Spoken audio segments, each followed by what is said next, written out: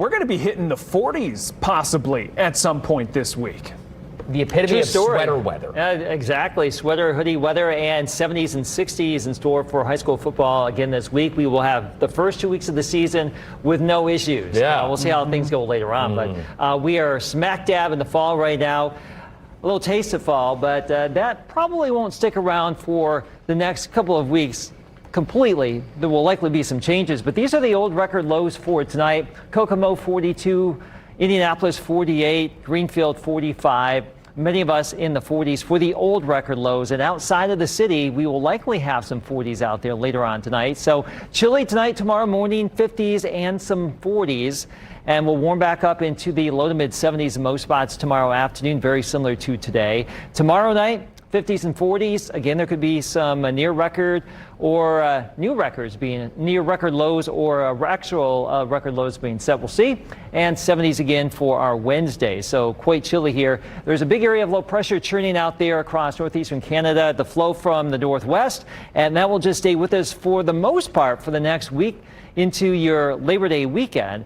And speaking of Labor Day weekend, the early outlook suggests that we'll have a mix of sun and clouds, highs mainly in the 70s, maybe some spotty rain next Monday, but right now it's actually looking pretty good. Let's go to Storm Tracker and show you some of these spotty showers and thunder showers we had across northeastern Indiana, now moving over into Ohio. Instability showers, not really a lot to be concerned with there. We had a few other clouds as well, and all of these clouds we do have will be going away as we get into the evening hours, primarily driven by the heating of the sun. Small rain chance Thursday, especially north of Indianapolis, and maybe a little bit of spotty rain on Monday.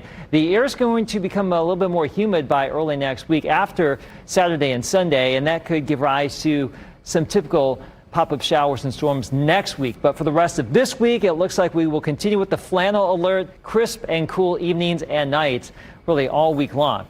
Again, tonight, low 50s, upper 40s possible here in some of these outlying areas. Just bundle on up if you are not really keen to the cooler weather.